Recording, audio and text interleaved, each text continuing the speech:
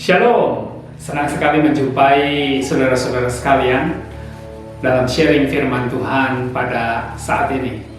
Judul firman Tuhan pada saat ini adalah dua pilar bait suci. Mari kita akan baca di dalam 2 Tawarikh pasal yang ketiga ayat yang ke-17. Salomo mendirikan bait suci, saudara sekalian. Ayat 17 dikatakan, tiang-tiang itu didirikan di depan bait suci, yang satu di sebelah kanan dan yang lain di sebelah kiri. Yang kanan dinamainya Yakin dan tiang kiri Boas. Saudara sekalian, kekuatan satu bangunan itu ada pada tiangnya.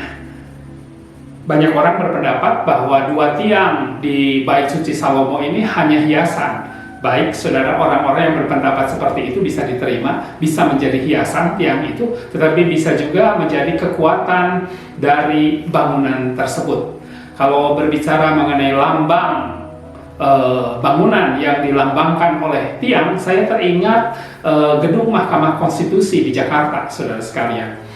Pilar di gedung Mahkamah Konstitusi itu ada 9. Lalu pertanyaannya, mengapa ada 9? Itu melambangkan 9 hakim Mahkamah Konstitusi, saudara. Jadi ada artinya, saudara. Tetapi saya yakin bahwa 9 pilar di gedung Mahkamah Konstitusi itu bukan hanya sekedar pilar untuk merepresentasikan 9 hakim Mahkamah Konstitusi, tetapi juga penopang kekuatan bangunan tersebut, saudara sekalian. Nah, demikian juga dengan bait suci Salomo. Ada 2 tiang yang menopang di depan itu. Yang pertama Yakin, yang kedua itu Boas, saudara sekalian. Yakin itu berarti he establishes, atau dia yang membangun atau mendirikan, saudara sekalian. Sementara Boas itu artinya di dalam dia adalah kekuatan. In him is strength. Saudara sekalian, bait suci itu adalah melambangkan kehidupan anak-anak Tuhan, saudara sekalian. Seharusnya 2 tiang inilah yang menopang kehidupan anak-anak Tuhan. Tiang Yakin dan tiang Boas, saudara sekalian. Tiang yang pertama yaitu tiang Yakin, biarlah Tuhan yang mendirikan, saudara. Saudara sedang membangun apa di dalam kehidupan saudara? Apakah saudara sedang membangun pernikahan? Apakah saudara sedang membangun karir? Apakah saudara sedang membangun rumah tangga? Saudara sedang membangun masa depan dirimu sendiri atau masa depan anak-anakmu, saudara sekalian. Biarlah Tuhan yang membangunnya, saudara. Saudara, di dalam Mazmur 127 dikatakan, jikalau bukan Tuhan yang membangun, maka sia-sialah usaha orang yang membangunnya, saudara sekalian. Mengapa kadangkala jerih payah kita sia-sia, saudara? Usaha kita sia-sia karena kita tidak pernah membiarkan Tuhan yang membangun kehidupan kita, saudara. Kita berusaha dengan kekuatan kita sendiri, saudara. Ya, ketika kita mengangkat tangan, saudara, maka Tuhan turun tangan, saudara sekalian. Kadangkala Tuhan turun tangan, saudara. Kenapa? Karena kita belum mengangkat tangan, kita belum menyerah, kita belum give up, saudara, sehingga kita berusaha dengan kekuatan kita sendiri sampai pada satu titik kita menyerah, saudara, dan kita meminta pertolongan yang berasal dari Tuhan. Seharusnya ini tidak terjadi. Seharusnya dari awal, saudara, apapun yang kita bangun di dalam kehidupan kita, aspek apapun yang kita bangun di dalam kehidupan kita, kita minta supaya Tuhan sendiri yang membangun, bukan diri kita sendiri, saudara. Sebab segala sesuatu berasal dari Tuhan, oleh Tuhan, dan bagi Tuhan, saudara. Tidak ada kekuatan manusia yang bisa membangun kehidupan kita, saudara. Kita sendiri tidak bisa membangun kehidupan kita, saudara. Mengapa? Karena kita adalah milik Tuhan, saudara. Biarkan Tuhan membangun kehidupan kita. Lalu tiang yang kedua, saudara, di dalam dia ada kekuatan. In him is strength, saudara. Saudara, pertanyaannya sekarang, kekuatan saudara ada pada siapa, saudara?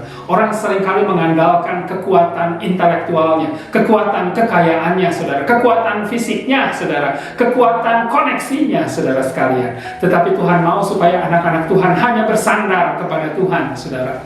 Pada akhir zaman ini saya percaya bahwa Tuhan akan meruntuhkan semua sandaran-sandaran, saudara. Kalau saudara bersandar kepada kekuatan sendiri, kalau saudara bersandar kepada rekan-rekan saudara, kepada orang-orang yang saudara andalkan, bahkan kepada gembala saudara sendiri, ketahuilah bahwa pada akhir zaman Tuhan akan meruntuhkan semua sandaran-sandaran itu, saudara. Supaya apa? Supaya kita hanya bersandar kepada Yesus, sang batu karang yang teguh itu, sandaran yang kokoh yang tidak pernah mengecewakan kita, saudara sekalian. Banyak kali kita mengandalkan kekuatan kita sendiri. Kalau orang-orang yang mengandalkan kekuatan Tuhan, maka Tuhan katakan akan memperoleh kekuatan baru, saudara. Dia berjalan tidak menjadi lelah, dia berlari dan tidak pernah menjadi penat, saudara sekalian. Kadang-kala kita capek menghadapi kehidupan ini, kita penat, kita lelah menghadapi kehidupan ini, saudara, menjalani kehidupan ini. Kenapa? Karena kita tidak mengandalkan kekuatan yang berasal dari Tuhan. Sebab itu, mari saudara-saudara sekalian, dalam kesempatan ini saya mengajak kita sungguh-sungguh mengandalkan kekuatan Tuhan, saudara sekalian. Karena kalau kita mengandalkan kekuatan Tuhan, saudara, kalau kekuatan kita berasal dari Tuhan, saudara, maka kita akan berjalan makin lama, makin kuat hendak menghadap Allah di Sion. Mazmur katakan seperti itu. Orang-orang yang memiliki tujuan untuk menyenangkan hati Tuhan, yang meletakkan kekuatannya pada Tuhan, maka kehidupannya dari tahun ke tahun akan semakin kuat. Itulah sebabnya kehidupan kekristenan yang benar adalah kehidupan Kristen yang berjalan dari kekuatan kepada kekuatan. Kalau kehidupan kekristenan saudara saat ini merasa lelah, merasa letih, saudara, merasa lemah, tidak kuat sekuat tahun lalu, maka ada sesuatu yang salah, saudara. Kehidupan kekristenan itu dari tahun ke tahun seharusnya menjadi kuat. Kehidupan kekristenan saudara tahun ini harus kuat, tetapi tahun depan harus lebih kuat lagi, tahun depannya harus lebih kuat lagi, saudara sekalian. Itulah kekristenan yang benar, saudara. Kalau kita menaruh pengharapan kita kepada Tuhan, kalau kita mengandalkan kekuatan Tuhan di dalam kehidupan kita, maka kita akan berjalan dari kekuatan kepada kekuatan, berjalan makin lama makin kuat hendak menghadap Allah di Sion.